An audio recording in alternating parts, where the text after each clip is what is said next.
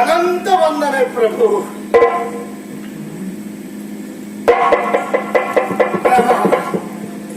ಯಾರು ನಿನ್ನನ್ನು ಅನನ್ಯ ಚಿಂತನೆಯಿಂದ ಚಿಂತಿಸುವರೋ, ಸರ್ವಾರ್ಪಣ ಬುದ್ಧಿಯಿಂದ ಪೂಜಿಸುವರೋ ಅಂತವರಿಗೆ ನೀನಾಗಿಯೇ ಬಂದು ದರ್ಶನದ ಭಾಗ್ಯವನ್ನ ಕರುಣಿಸುತ್ತೀಯ ಎನ್ನುವುದಕ್ಕೆ ಸಾಕ್ಷಿ ನಾನೇ ಅಲ್ಲವೇ ಸ್ವಾಮಿ. ಅನ್ನೊಂದು ಕಾಲ ಮರದ ಮೇಲೆ ವಟುವಾಗಿ ಕುಳಿತಿರ್ಪೆ ನಾನು. ಒಂದು ಶುಭವಾಣಿ ಕೇಳಿಸಿತು ನನಗೆ. ಕಂಡೆಯ ಅನುಜ ಲಕ್ಷ್ಮಣ, ಆ ವಟುವಿನ ಕಿವಿಯಲ್ಲಿರುವಂತಹ ಒಂಟಿ ಸೂರ್ಯ ಪ್ರಕಾಶದಂತೆ ಮಿನುಗುತ್ತಿದೆ. ಬಂಗಾರದ ಯಜ್ಞೋಪವೀತವನ್ನ ನೋಡು ಎನ್ನುವಂತಹ ಈ ನುಡಿಯನ್ನ ಕೇಳಿದ ತಕ್ಷಣವೇ ಅಮ್ಮ ಹೇಳಿದ ಮಾತು ಜ್ಞಾಪಕಕ್ಕೆ ಬಂದು ಇವನೇ ಶ್ರೀರಾಮಚಂದ್ರ ಎಂದು ದೊಪ್ಪನೆ ಜನಯಕಾರಿ ನಿನ್ನ ಪದತ್ವಯಿಗಳನ್ನೇ ಕಟ್ಟಿಕೊಂಡವರಲ್ಲವೇ ಸ್ವಾಮಿ. ತ್ವಮೇವ ಮಾತಾ ಚ ಪಿತಾ ತ್ವಮೇವ, ತ್ವಮೇವ ಬಂಧುಶ್ಚ ಸಖಾ ತ್ವಮೇವ, ತ್ವಮೇವ ವಿದ್ಯಾ ದ್ರವಿಡಂ ತ್ವಮೇವ, ತ್ವಮೇವ ಸರ್ವಂ ಮಮ ದೇವ ದೇವ, ಅನ್ಯತಾ ಶರಣಂ ನಾಸ್ತಿ ತ್ವಮೇವ ಶರಣಂ ಮಮ. ತಸ್ಮಾತ್ ಕಾರುಣ್ಯ ಭಾವೇನ ರಕ್ಷ ರಕ್ಷೋ ಶ್ರೀರಾಮಚಂದ್ರ ಎಂದು ನಿನ್ನ ಪಾದವನ್ನ ಹಿಡಿದು ದೇವಾಭಾಗ್ಯವನ್ನ ಕರುಣಿಸೋ ಸ್ವಾಮಿ ಎಂದ ನನ್ನನ್ನು ಬಿಗಿದಪ್ಪಿಕೊಂಡವನಲ್ಲವೇ ನೀನು ಭಗವಂತ. ಲೋಕಮುಖದಲ್ಲಿ ರಾಮಭಂಟನು ಹನುಮ ಎನ್ನುವಂತಹ ಖ್ಯಾತಿಯೊಂದನ್ನು ತಂದುಕೊಟ್ಟವನಲ್ಲವೇ ನೀನು. ನಿನ್ನ ಸೇವೆಗೆ ಮುಕ್ತ ಅವಕಾಶವನ್ನ ನೀಡಿರುವ ನೀನು, ನಾನು ಜಾತಿಯಲ್ಲಿ ಕೋಟೆಯಾದರೂ ನನ್ನನ್ನು ಮಗನೇ ಎಂದು ಬಾ ಎಂದು ಕರೆದ ನೀನು. ಅಂದೊಂದು ಕಾಲದಲ್ಲಿ ನಿನ್ನ ನಿರ್ಯಾಣದ ಆ ಕಾಲದಲ್ಲಿ ನನ್ನನ್ನು ಕರೆದು ಮಗನೇ ನಾನು ರಾಮಾವತಾರವನ್ನು ಮುಗಿಸುತ್ತಿದ್ದೇನೆ ಎಂದಾಗ ಕಾಯ ಕೊಕ್ಕಿ ಬೆನ್ನು ಬಗ್ಗಿ ತಲೆ ತಗ್ಗಿ ನಯನದ ಹರಿವ ಧಾರೆಯ ವಾಣಿಯಿಂದ ನಿನ್ನ ಪಾದವನ್ನು ತೊಳೆದು ನಿನ್ನ ದರ್ಶನದ ಭಾಗ್ಯ ನನಗಿತ್ತೋ ಎಂದಾಗ ನೀ ಒಂದು ಮಾತನ್ನು ಹೇಳಿದೆಯಲ್ಲ, ಕಾಲವು ಗತಿಸಲೇ ಯುಗ ಬೇರಾಗಲಿ ಮಗನೇ, ಪ್ರತಿ ಯುಗದಲ್ಲಿಯೂ ನಾನು ಬಗೆ ಬಗೆಯ ಅವತಾರವನ್ನು ಎತ್ತಿದ್ರು ನನಗೆ ನಿನಗೆ ರಾಮನಾಗಿ ಕಾಣಿಸಿಕೊಳ್ತೇನೆ ಎಂದ ನೀ ಇದು ತನಕ ನನಗೆ ದರ್ಶನವನ್ನು ನೀಡಿಲ್ಲ. ನೀನು ಇಂದು ಬರ್ತೀಯ ನಾಳೆ ಬರ್ತೀಯ ಮಗನೇ ಎಂದು ನನ್ನ ತಪ್ಪಿಕೊಳ್ತೀಯ ಎನ್ನುವ ಭಾವನೆಯನ್ನು ತಿಳಿದಿರುವಂತಹ ನನ್ನ ಭಾವನೆಯನ್ನು ವಂಚೆಯಾಯಿತೇನೋ ರಾಮ. ಎಲ್ಲಿಯವರೆಗೆ ನಿನ್ನ ದರ್ಶನದ ಭಾಗ್ಯ ನನಗಾಗುವುದಿಲ್ಲವೋ ಅಲ್ಲಿಯ ತನಕ ಈ ಮೇರುಗಳ ತಟದಲ್ಲಿ ನಿನಗಾಗಿಯೇ ನಾನು ಕಾಯ್ತೇನೆ. ಇಲ್ಲಿಯೇ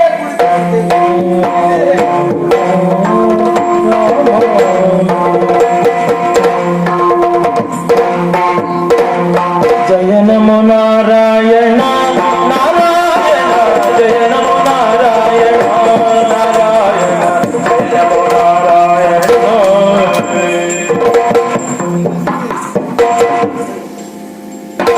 ಪ್ರಭುವಿನಿಂದ ಅಪ್ಪಣೆಯನ್ನು ಪಡೆದುಕೊಂಡು ನೇರವಾಗಿ ನೇರ ಪರ್ವತದೊಳಗೆ ರಾಮನಾಮ ಸ್ಮರಣೆಯಲ್ಲಿ ಹನುಮನಿದ್ದಾನೆ ಅಂತ ಆದ ಮೇಲೆ ಅವನನ್ನ ತಪವನ್ನ ಕೆಡಿಸಿ ಅಲ್ಲಿಗೆ ಕರೆದುಕೊಂಡು ಹೋಗುವ ಪ್ರಯತ್ನ ಮಾಡಿದೆ ಅಂತಾದ್ರೆ ನನ್ನನ್ನು ಸುಮ್ಮನೆ ಬಿಟ್ಟಾನ ಇವ?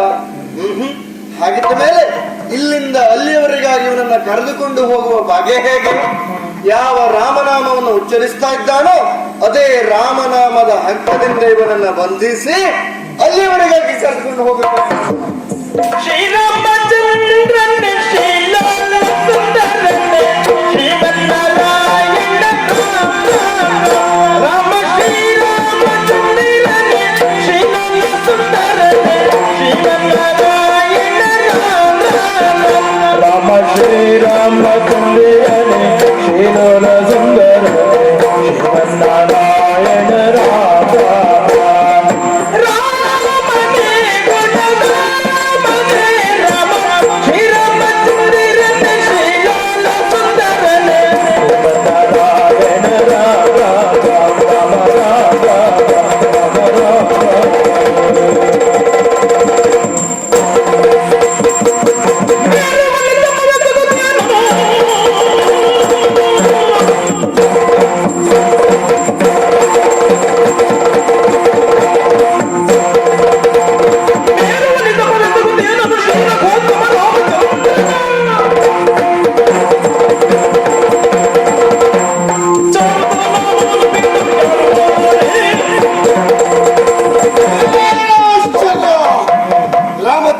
ನಿರತನಾಗಿ ಕುಳಿತಂತ ತಲ ಮೇರುವಿನ ತುತ್ತ ತುದಿ ಕಣ್ತೆರೆದು ನೋಡ್ತಾ ಇದ್ದೇನೆ.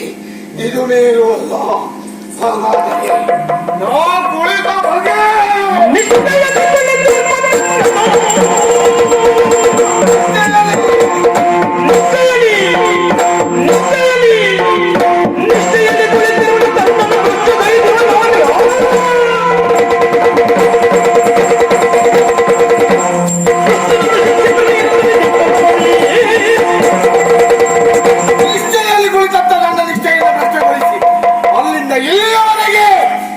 ತಂಡ ಎಲ್ಲಿದ್ದಾರೆ ಎಂದು ಇಲ್ಲಿ ನಿಂತು ನೋಡುವುದ ಪುನಃ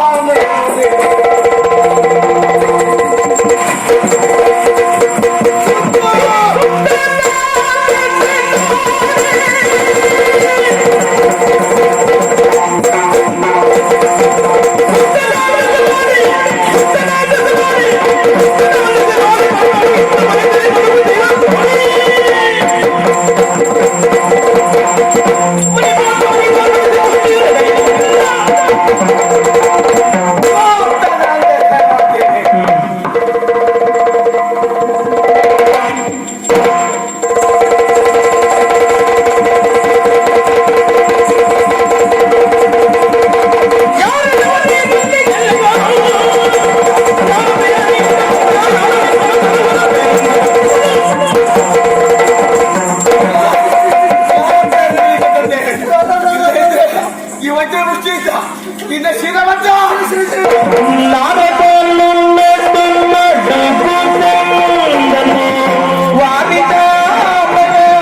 ರಾಮ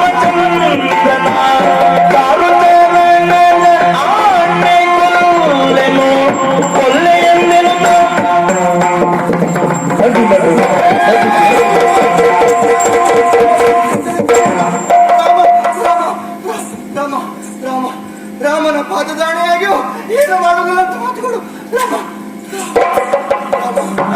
ಏನು ಕೊಡಬೇಕೆ? ರಾಮ ಎಂಬ 2 ಅಕ್ಷರದ ಮೇಲೆ ನಿನಗೆ ಭರವಸೆ, ವಿಶ್ವಾಸವು ಫಲದಾಯಕ. ಅಬ್ಬಾ, ಈಗ ನನಗೆ ವಿಶ್ವಾಸ ಬಂತು. ಹಾಗಾದ್ರೆ ಬದುಕಿದೆಯಾ? ನಿನ್ನನ್ನು ಬಿಟ್ಟಿದ್ದೇನೆ. ನಿನಗೆ ವಿಶ್ವಾಸ ಉಂಟಂತಾದ್ರೆ ನಾನು ಹೊಡೆಯುವುದಿಲ್ಲ. ಬದುಕಿದೆಯಾ ಬಡ ಜೀವವೇ? ನಿನಗೆ ಹೊಡೆಯುವುದಿಲ್ಲ ಅಂತ ಹೇಳಿದ್ದೇನೆ, ನಿನ್ನನ್ನು ಎತ್ತು ಬೀಸುವುದಿಲ್ಲ ಅಂತ ಹೇಳಿಲ್ಲ. ಏನು ಯಾರು ಬಡಿ ಜೀವ? ನಾನು ಕಣ್ಣು ಮರುಗಿದೆಯಾ? ನಾನು ಹೇಳ್ಕೊಳ್ಳೋದು ಬಡಿ ಜೀವ ಹೋಗ್ಬೇಕಾದಕ್ಕೆ. ರಾಮ ರಾಮ ಹನುಮಂತ ಹನುಮಂತ. ನನ್ನ ಹೆಸರನ್ನು ಇಷ್ಟೊಂದು ಸರಿಯಾಗಿ ಉಚ್ಚರಿಸುವ. ಅಯ್ಯೋ, ನನ್ನ ಪರಿಚಯ ಆಗಲಿಲ್ವಾ? ನಾನು ನಾರದ, ನಿಮ್ಮ ಗುರುಗಳು. ದೇವಋಷಿಗಳು.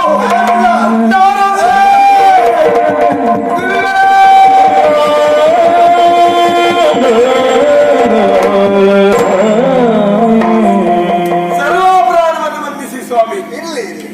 ತಪೋಭಂಗವಾಯ್ತಲ್ಲ ಎನ್ನುವ ಉದ್ದೇಶದಿಂದ ಕುಪಿತನಾಗಿರುತ್ತ ನನಗೆ ಅಂಧತ್ವ ಒಂದು ಪ್ರಾಪ್ತಿಯಾಯಿತು. ನಿಮ್ಮನ್ನು ಗುರುತಿಸಲಾರದೆ ಹೋದೆ.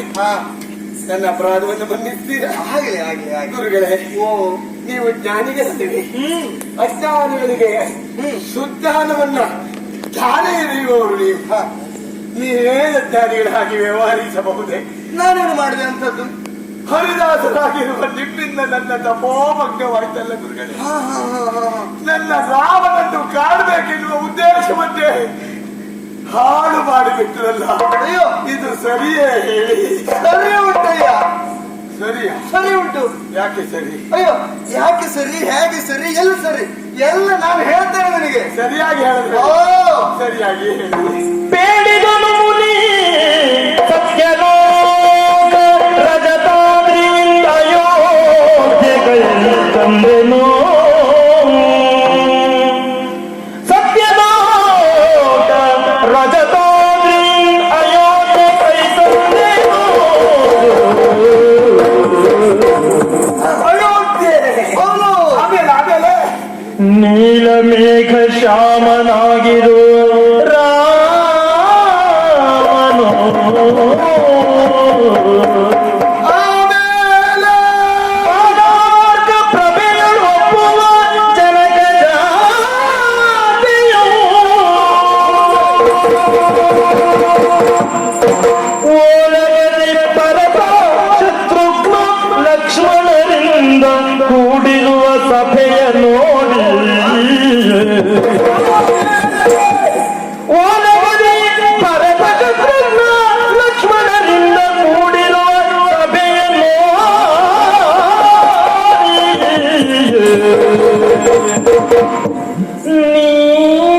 ನೀನಿಲ್ಲದಿರ ವಿಚಾರವ ಕೇಳಲಾಗ.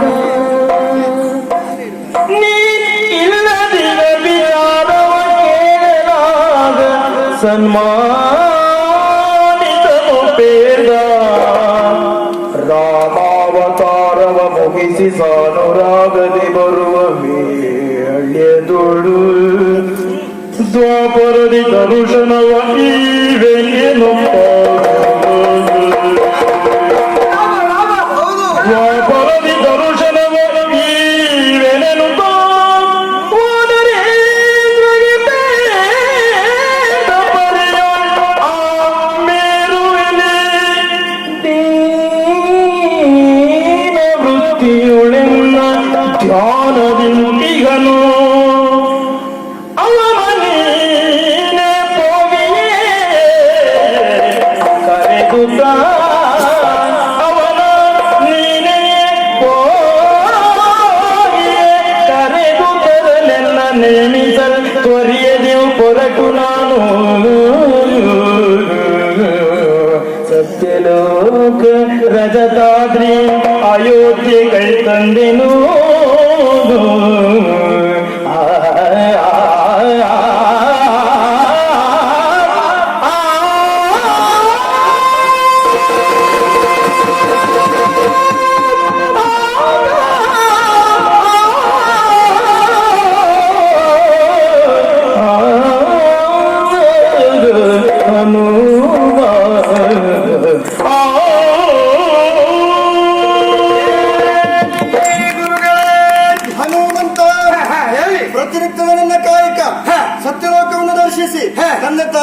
ಆಶೀರ್ವಾದವನ್ನು ಪಡೆದು ನಮೋ ನಮಃ. ಆಮೇಲೆ ಮುಂದೆ ಕೈಲಾಸವನ್ನು ಸೇರಿಕೊಂಡೆ. ನೆನಪಿನ ತಂದೆ ತಾಯಿಗಳನ್ನ ಕಂಡಿರ ಅವರಲ್ಲಿ ಮಾತಾಡಿ ಆಶೀರ್ವಾದವನ್ನು ಪಡೆದು ನಮಸ್ಕಾರ. ಆಮೇಲೆ ನೇರವಾಗಿ ವೈಕುಂಠಕ್ಕೆ ಹೋಗ್ಬೇಕು ಅಂತ ಯೋಚನೆ ಮಾಡಿದೆ. ಆಮೇಲೆ ಅಲ್ಲಿ ಏನಿಲ್ಲ ಅಲ್ಲಿ ಏನಿಲ್ಲ. ಹಾಗಾಗಿ ಅಲ್ಲಿ ಬೇಡ ಅಂತ ಯೋಚನೆ ಮಾಡಿ ಭೂವೈಕುಂಠ ಉಂಟಲ್ಲ ಅಲ್ಲಿ ಹೋಗ್ಬೇಕು ಅಂತ ನೋಡಿದೆ. ಭೂವೈಕುಂಠ ಹೌದು, ಭೂವೈಕುಂಠ ಅಯೋಧ್ಯೆ ಅಯೋಧ್ಯೆ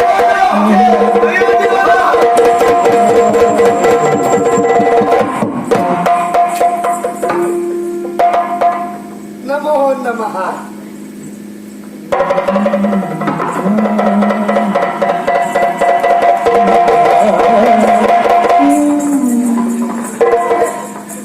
ಅಯೋಧ್ಯೆಯ ಮಣ್ಣನ್ನು ಮೆಟ್ಟಿರುವ ಪಾದ ಕನ್ನಡಿಯ ರಾಮ ಹುಟ್ಟಿದ ರಾಮ ಜನ್ಮಭೂಮಿ.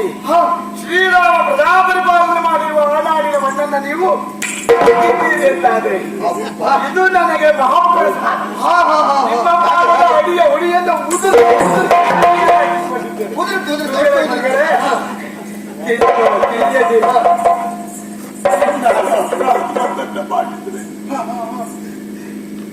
ಈ ಪ್ರಸಾದದಿಂದ ನನ್ನ ಪಾಪಗಳೆಲ್ಲ ಹೋಗಲಿ ಎನ್ನುವ ಉದ್ದೇಶ ನನ್ನನ್ನು ತಪ್ಪಾದೀತಿ ಗುರುಗಳೇ. ತಪ್ಪಲ್ಲ ಹಾಗೆ ಅಯೋಧ್ಯೆಯಲ್ಲಿ ಸಪ್ತ ದ್ವಾರಗಳನ್ನು ದಾಟಿ ಮುಂದೆ ಸಾಗಿ ಹೋದ ಭಾಗ್ಯ. ಹೌದು. ಆಮೇಲೆ ಅಯೋಧ್ಯೆ ಕಲಶ ಗೋಪುರಗಳನ್ನು ನೋಡಿದೆ. ಆಮೇಲೆ ನೇರವಾಗಿ ರಾಮನ ಸಭಾಸ್ಥಾನವನ್ನು ಪ್ರವೇಶ ಮಾಡಿಬಿಟ್ಟೆ. ಆಮೇಲೆ ಗುರುಗಳೇ ಲೋಕೋತ್ತರ ವೀರನಾದಂತಹ ದೇವೋತ್ತಮನಾದಂತಹ ಆ ರಾಮನನ್ನ ಕಂಡಿರುವಾಗ ಹೌದು ಸಿಂಹಾಸನದ ಮೇಲೆ ರಾಮ ಸಿಂಹಾಸನಾರೂಢನಾಗಿದ್ದಾನೆ. ಅವನನ್ನ ಕಂಡೆ ನಾನು. ನೀವು ಕಂಡಿದೆ. ಕಂಡುಬಿಟ್ಟೆ. ನಮೋ ನಮೋ ನಮೋ ನಮೋ ನಮೋ.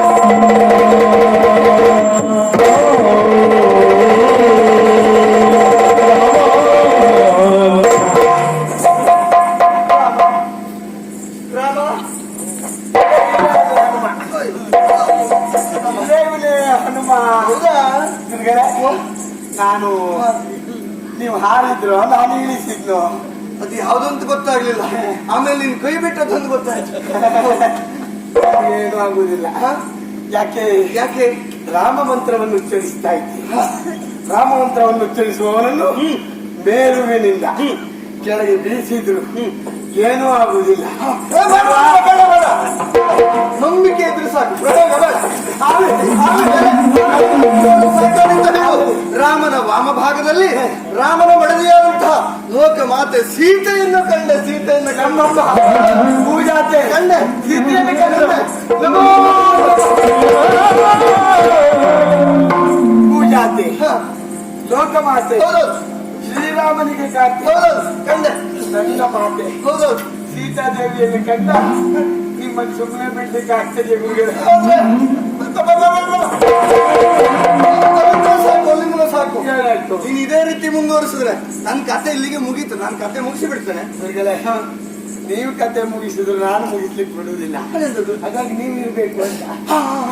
ಇದು ನೀನು ಪ್ರತಿ ಬಾರಿ ಮೇಲೆ ಎತ್ತಿ ನಿಮ್ ಸುದ್ದಿ ಬೇಡ, ನಮ್ ಸುದ್ದಿ ಬೇಡ. ನೀವು ವಾರ್ತಾವ ನಿಮ್ಮಿಂದ ವಾರ್ತೆಯನ್ನು ನಾವು ಕೇಳ್ಬೇಕು. ಹೌದು.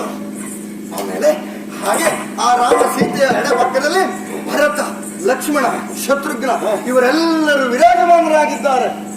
ಎತ್ತರದ ಆಸನದ ಮೇಲೆ ಶ್ರೀರಾಮ ಸೀತೆ. ಹೌದು. ಆಚೆ ಈಚೆ ಭರತ, ಲಕ್ಷ್ಮಣ, ಶತ್ರುಘ್ನ, ಸುಮಂತ. ಹೌದೌದು. ವಸಿಷ್ಠಾದಿಗಳಿಂದ ಪರಿಪೂರ್ಣವಾಗಿರುವ ಆನಂದ ರಾಮನ ಸಭೆ ಕಳಾಹೀನವಾಗಿತ್ತಯ್ಯ, ಕಳಾಹೀನವಾಗಿತ್ತು. ಕಳಾಹೀನವೇ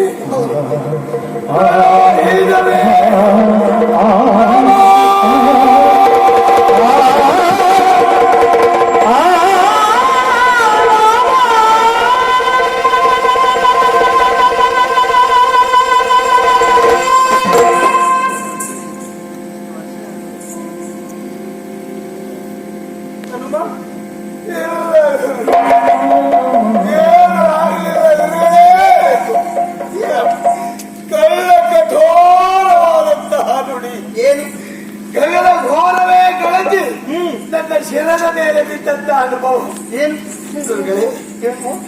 ಎಂದು ಶ್ರೀರಾಮನನ್ನು ನಾ ಕಂಡೆನು. ಅಂದಿನಿಂದ ಇಂದಿನ ತನಕ ರಾಮನ ಸಭೆ ಕರೆ ಮುಂದಿದ್ದನ್ನು ನಾನು ನೋಡ್ಲಿಲ್ಲ. ಹೌದು. ಹಾಗಾದ್ರೆ ನೀವು ಹೇಳ್ತೀರಿ ಅಂತಾದ್ರೆ ಇದು ತ್ರಿವಾರ ಸತ್ಯ. ಗುರುಗಳೇ ಹೇಳಿ, ನನ್ನ ಪ್ರಾಣವನ್ನಾದರೂ ಅರ್ಪಿಸ್ತೇನೆ ಗುರುಗಳೇ. ಅಯ್ಯೋ, ರಾಮನ ಸಭೆ ಬರುವ ಕೇತನಗೊಳ್ಳುವಲ್ಲಿ ಯಾರ್ಯಾರು ಮಾಡಿದ್ರು ಸರಿ ಹೇಳಿ ಗುರುಗಳೇ. ಅಯ್ಯೋ, ಯಾಕೆ ಹೀಗೆ ಎನ್ನುವುದಾಗಿ ನನಗೂ ಯೋಚನೆ ಬಂತು. ನೇರವಾಗಿ ಯಾರ್ಯಾರಲ್ಲೋ ಕೇಳುವುದಲ್ಲ, ರಾಮನಲ್ಲೇ ಹೋಗಿ ಕೇಳಿಬಿಟ್ಟೆ. ಯೋಗ್ಯವಾಗಿರುವ ಯೋಚನೆ. ಹೌದಾ? ರಾಮನೆಲ್ಲ ಹೇಳಿದಾಗ ಗೊತ್ತಾಯಿತು ಈ ರೀತಿ ಕಳಾಹೀನವಾಗುವುದಕ್ಕೆ ಕಾರಣ ನೀನೆ. ಇಲ್ಲ ಗುರುಗಳೇ, ಏನು ಕನಸು ಮನಸ್ಸಿನಲ್ಲಿಯೂ ಶ್ರೀರಾಮನಿಗೆ ಅಪಚಾರ ಮಾಡಿರುವಂತಹ ದೇಹವಲ್ಲವಿದು. ಅಯ್ಯೋ, ನೀವು ಕೇಳಬಹುದಿತ್ತಲ್ಲ, ಶ್ರೀರಾಮನಲ್ಲಿ ಹನುಮಂತ ಯಾವ ತಪ್ಪು ಮಾಡಿದ್ದಾನಂತ ಕೇಳಬಹುದಿತ್ತಲ್ಲ. ಅಯ್ಯೋ, ತಪ್ಪು ಅಂತಲ್ಲ, ಯಾಕೆ ಏನು ಅಂತ ಕೇಳಿದ್ರೆ ಆ ರಾಮದೇವರೇ ಹೇಳಿದ್ದು. ಏನು? ನಾರದ್ರೆ ಎಷ್ಟಿದ್ದರೇನು ಏನಿದ್ದರೇನು ಮಗನಾಗಿ ನಮ್ಮನ್ನ ಪ್ರತಿ ಕ್ಷಣದಲ್ಲಿಯೂ ಸೇವೆಯನ್ನ ಮಾಡುವಂತ ಹನುಮನಿಲ್ಲದಿದ್ದ ಮೇಲೆ ಎಷ್ಟಿದ್ರೇನು ಏನಿದ್ರೇನು ಅಂತ ಹೇಳಿಬಿಟ್ಟಲ್ಲ. ರಾಮನಿಗೆ ನನ್ನ ನೆನಪುಂಟು. ಅಯ್ಯೋ, ನೆನಪಿಲ್ಲದೆ ಹೋಗುತ್ತದ ಹೇಳು. ಹಾಗಾದ್ರೆ ಆಮೇಲೆ ಮತ್ತೇನು ಹೇಳಿದ? ಹಾಗಾದ್ರೆ ಆ ಹನುಮನನ್ನ ಇಲ್ಲಿವರೆಗಾಗಿ ಕರೆತರಬೇಕಲ್ಲ ಅಂತ ಹೇಳಿದ. ಹೇಗೆ ಕರೆತರಲು ಅಂತ ಕೇಳಿದ್ರೆ, ಅಯ್ಯೋ ರಾಮದೇವರು ನಾರದ್ರೆ ನಿಮ್ಮಿಂದ ಒಂದು ಸಹಾಯ ಆಗ್ಬೇಕಲ್ಲ ಅಂತ ಕೇಳಿಕೊಂಡರು. ಎಷ್ಟು ದೊಡ್ಡ ಮಾತು. ಅಯ್ಯೋ, ಸಹಾಯ ಅಲ್ಲ ದೇವರೇ, ಅಪ್ಪಣೆ ಪಡಿಸಬೇಕು ಅಂತ ಹೇಳಿದ್ರೆ ಯೋಗ್ಯವಾದ ಯೋಚನೆ. ಹೌದಾ? ಹಾಗಿದ್ದ ಮೇಲೆ ಅಲ್ಲಿಂದ ಮೇರು ಪರ್ವತದಲ್ಲಿ ತಪವನ್ನ ಆಚರಿಸ್ತಾ ಇರುವಂತಹ ಹನುಮನನ್ನ ಇಲ್ಲಿಯವರೆಗಾಗಿ ಕರೆತನ್ನಿ ಅಂತ ಹೇಳಿದ. ಮತ್ತೆ ತಡ ಮಾಡುದು.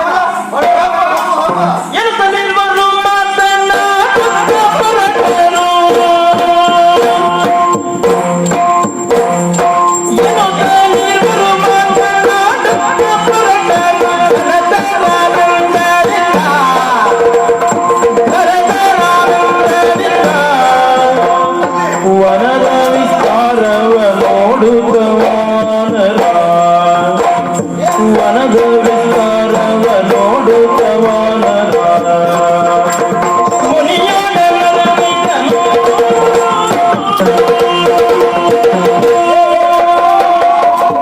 ಬಂದಿದ್ದೇವೆ. ಎಷ್ಟು ಬೇಗ?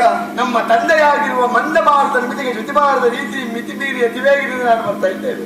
ಅಷ್ಟು ಹೋಗುವವರಿಗೆ ನಿಂತದ್ದು ಯಾಕೆ? ನೀನು ಹೋಗೋದು ಬೇಡ. ಒಮ್ಮೆ ಅವಲೋಕನ ಮಾಡಿ. ಎಂತದ್ದು? ಇದು ಪವನ. ಇದನ್ನು ಕಂಡಾಗ ನಮಗೆ ನೆನಪಾಗುವುದು ನನ್ನದಕ್ಕಿಂತ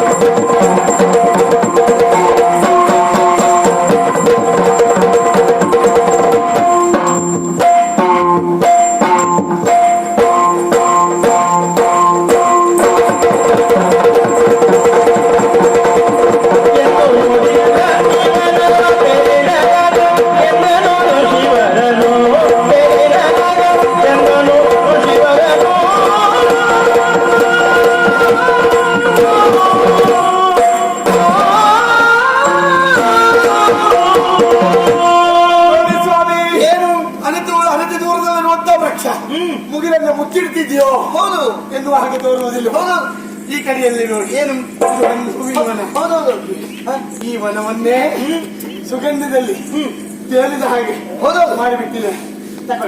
ತಗೊಳ್ತಾ ಇದ್ರು ಸ್ವಲ್ಪ ಸ್ವಲ್ಪ ತಪ್ಪ. ಬರ್ತಾನೆ ಹೌದೌದು ಈ ಕಡೆಯಲ್ಲಿ ನೋಡಿ ಹಣ್ಣಿನ ವನ. ಹೌದೌದು ಕೆಂಪೆ ನಿಂಬೆ ಕುಚ್ಚಿ ಮಾವು ಕಿತ್ತಳೆ ಹಲಸು ದ್ರಾಕ್ಷಿ ದ್ರಾಕ್ಷಿ. ಇದು ದ್ರಾಕ್ಷಿ ಅಲ್ಲ ನನ್ನ ಕೈ ಪುಣ್ಯ ಅಂತ ಆ ದ್ರಾಕ್ಷಿಯ ಮುಂಚೆಲು ಗಾಳಿಯಲ್ಲಿ ತೂಗಾಡುವಾಗ ಹನುಮನ ಹಾರಿದ್ರೆ ಬನ್ನಿ ಒಂದೊಂದು ನಾಲ್ಕು ಕತ್ತನೆ ಹೌದೌದು ಕರೆದಾಗ ಹೌದೌದು ಕರೆದ ಹಾವಂತಂತ ನೋಡ್ರಿ ಹಾವು ಬರುದಿಲ್ಲ. ನಾರದ ಬಂದ ಮೇಲೆ ಹಾವು ಬರುದಿಲ್ಲ. ಎಂತದ್ದು ಒಳ್ಳೆ ನಾಳೆ ಪ್ರಚಾರ ನಿಮಗೆ. ಅಯ್ಯೋ ಎಂತದ್ದು ನಾರದರಿಂದ ಹಾವು ಕಚ್ಚುವುದಿಲ್ಲ. ಗೊತ್ತಿದ್ರೆ ಹಾವೇ ಸಾಯ್ತು. ಎಂತದ್ದು ಹಾವುಕ್ಕಿಂತ ನಾಡಿದ್ರೆ ವಿಷಯ ಅಂತಲ್ಲ ಉಂಟೆ ಮತ್ತೆ ನನ್ನ ವಿಷಯ ಉಂಟಾ ಉಂಟೆ ಇಲ್ಲ ಸ್ವಲ್ಪ ಕೊಡಿ. ಇಲ್ಲ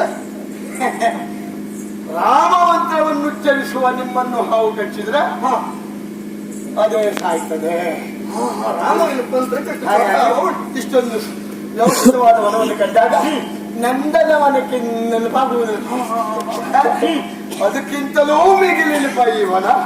ಯಾವ ಯಾರಿಗೆ ಸಂಬಂಧಪಟ್ಟದ್ದು ಅಧಿಕಾರಿ ಯಾರು, ಅವನ ಕೆಲ ಏನು ಬಲ ಏನು ಹೇಳಿ. ಅಯ್ಯ ದ್ವಾರಕಾಪುರ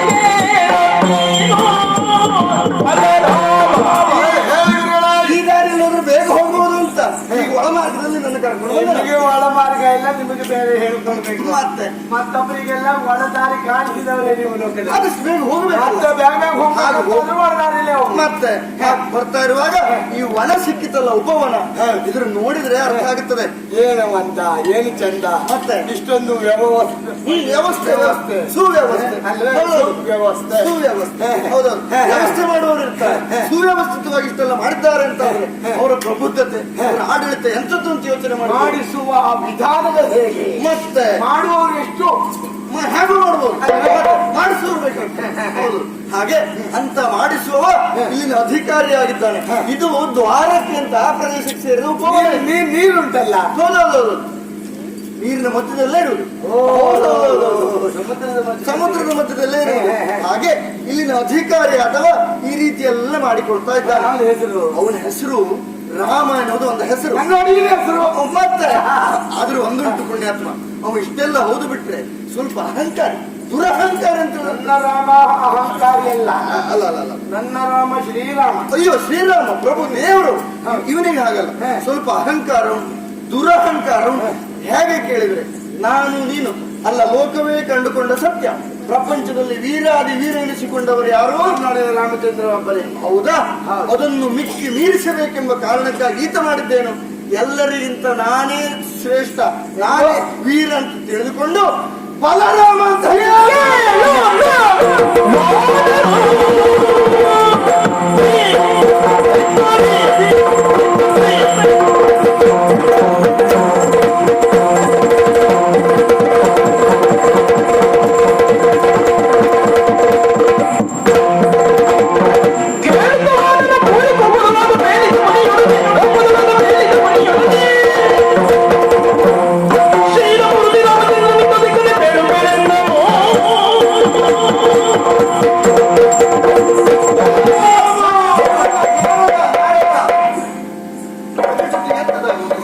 ಬಲರಾಮ. ನಾನಲ್ಲ, ಅವಲ್ಲಿದ್ದಾನೆ. ಹೇಳಿದವರು ನೀವು. ಹೇಳಿದವನ ಹೋಗಿ ಹೇಳಿ ನನ್ನ ನೋಡಿ ರಾಮ ಅಖಿಲಾಂಡ ಕೋಟಿ ಬ್ರಹ್ಮಾಂಡ ನಾಯಕ. ಲೋಕವೇ ಅವನನ್ನ ಪೂಜೆ ಮಾಡಿದ್ರು. ಒಂದು ದಿನವೂ ಬಲವಂತ ಅಂತ ಹೇಳ್ಕೊಳ್ಳಿಲ್ಲ. ಲೋಕ ಹಾಗೆ ಅವನನ್ನು ಕರೀಲಿಲ್ಲ, ದೇವರೆಂದು ಪೂಜಿಸಿದ್ರು. ಹೌದು ಅಂತವನ ಮುಂದೆ ಈ ನೆನಪಿಲ್ಲ. ನಿಮ್ಗೆ ಎಷ್ಟು ಅಂತ ನೋಡ್ಬೇಕಾ? ಹೋಗಿ ಹೇಳಿ ರಾಮ ಮತ್ತೆ ಹನುಮ ಬಂದಿದ್ದಾನೆ, ಪರಾಕ್ರಮ ತೋರು. ಸುಮ್ಮನಿರು, ನಾನು ಹೋಗಿ ಹೇಳುವುದ? ಮೊದಲೇ ಅಹಂಕಾರಿಯಾದ ಆತನಿಗೆ ಬ್ರಾಹ್ಮಣರು, ಸಜ್ಜನರು, ಋಷಿ ಮುನಿಗಳು ಇವರು ಯಾರನ್ನ ಕಂಡ್ರು ಆಗುದು, ಎಲ್ಲರನ್ನು ತಾತ್ಸಾರ ಮಾಡುದು. ಈಗ ಏನ್ ಮಾಡುವ? ಈಗ ಅವನು ಇಲ್ಲಿ ಬರ್ಬೇಕಲ್ಲ. ಅವನು ಇಲ್ಲಿ ಬರಬೇಕು. ನಿನಗೆ ಕರೆಸಿಕೊಳ್ಳುವ ಯೋಚನೆ ಉಂಟು, ಆ ಶಕ್ತಿ ಉಂಟು ನಿನಗೆ. ಹೇಗೆ? ಮೇಲೆಲ್ಲ ನೋಡು, ಮನ, ಹೌದು, ಹಣ್ಣು, ಹೌದು ಹೌದು, ಅದೆಲ್ಲ ಹಾಳು ಮಾಡಿದ್ರು. ಎಂತಹ ಬುದ್ಧಿ! ಮತ್ತೆ ಚಿಕಿತ್ಸಕ ಬುದ್ಧಿ, ಅದು ಮನೆ ಹಾಳು ಬುದ್ಧಿ. ಮನೆ ಹಾಳು ಬುದ್ಧಿ ಅಲ್ಲ, ಇದು ವನ ಹಾಳು. ಮನ ಹಾಳು ಹೌದು. ಅಲ್ಲ, ಅವನ ಮನೆ ಹಾಳಾಗುದಿಲ್ಲ. ಅಲ್ಲಲ್ಲ, ಹಾಳು ಮಾಡಿದ್ರೆ ಅಲ್ಲ, ಅವನಿಗೆ ಬುದ್ಧಿ ಸರಿಯಾಗ್ತದೆ. ಚಿಕಿತ್ಸಕ ಮೂಗಿ ಹಿಡಿದು ಹೇಳಿದ್ರೆ ಮುಖ ಬರುವ ಹಾಗೆ. ಇದು ಹಾಳು ಮಾಡಿದ್ರೆ ಅವ ಬರ್ತಾನೆ. ನೀವು ಹೋಗಿ ಹೇಳ್ತೀರಲ್ಲ, ನಾನೆಲ್ಲ ವ್ಯವಸ್ಥೆ ಮಾಡ್ತೇನೆ. 2 ದ್ರಾಕ್ಷಿ ಹಣ್ಣು ಕೊಟ್ಟು ಆಮೇಲೆ ಆಮೇಲೆ ಎಲ್ಲ ಒಂದು ಮುಗಿಲಿ. ಹಣ್ಣು ಕೊಡ್ತೇನೆ. ಎಲ್ಲ ಮುಗಿಲಿ ಮುಗಿಲಿ ಒಂದೇ. ಮುಗಿಲಿ, ಎಲ್ಲ ನಮ್ಮದೇ ಬೇಡ ನೀರು. ಎಲ್ಲ ಮುಗಿದ ಹೌದು ಬೇಡ. ಇದು ನೋಡು,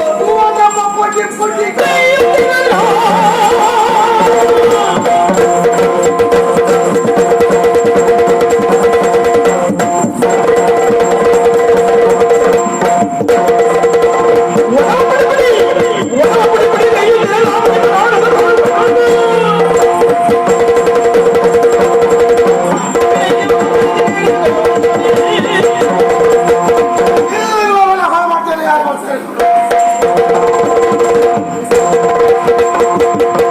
ಕರತೆಂದು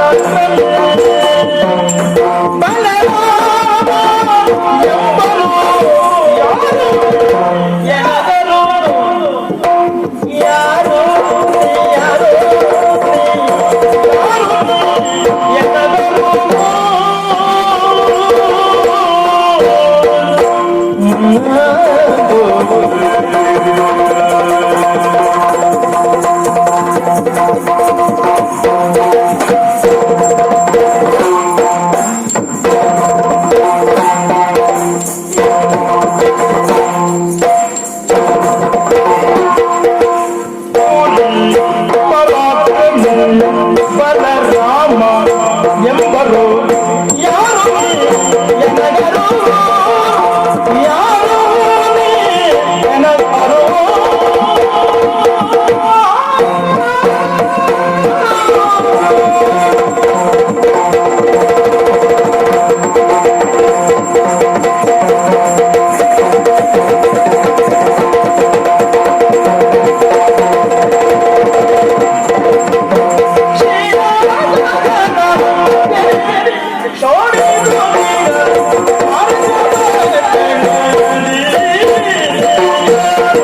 ಅದನ್ನ ಹೊಡೆದಂತೆ ಅಥವಾ ನೇರವಾಗಿ ನನ್ನಿದರಲ್ಲಿ ಬಂದು ನಿಂತ ನಿನ್ನನ್ನ ಕಂಡಾಗ ನೆತ್ತಿಯಲ್ಲಿ ಹೊತ್ತಂತ ಮಕುಟ ಅವಚಲ್ಪಟ್ಟಿದ್ದೀಯ ಕವಚ ಅಂಗಾಂಗಗಳನ್ನು ಬಂಗಾರದಿಂದ ಶೃಂಗಾರ ಮಾಡಿಕೊಂಡು ಬಂದು ನಿಂತ ನಿಲುಮೆ ಇದನ್ನೆಲ್ಲ ಗ್ರಹಿಸಿದ್ರೆ ನೀನೊಬ್ಬ ದೊಡ್ಡವ ಎನ್ನುವುದಕ್ಕೆ ಬೇರೆ ಮಾತು ಬೇಡ. ಆ ಮಟ್ಟಿಗೆ ತಿಳಿದಿದ್ದೇ ಸತ್ಯ ಎಂದು ತಿಳಿದುಕೊಳ್ಳುವಲ್ಲ ನಾನು. ಹಾಗಾಗಿ ನಿನ್ನನ್ನ ವಿಚಾರ ಮಾಡುವುದಕ್ಕೆ ಇದೇ ಒಂದು ಕಾರಣ ಅಲ್ಲ. ಹಲಾಯುಧವನ್ನ ಹಿಡಿದುಕೊಂಡು ಇಲ್ಲಿಗೆ ಬಂದೆಯಲ್ಲ, ಹಲಾಯುಧವನ್ನ ಧರಿಸಿ ಬಂದ ನೀನು ಯಾರು? ಹೆಸರೇನು? ವಂಶ ಯಾವುದು?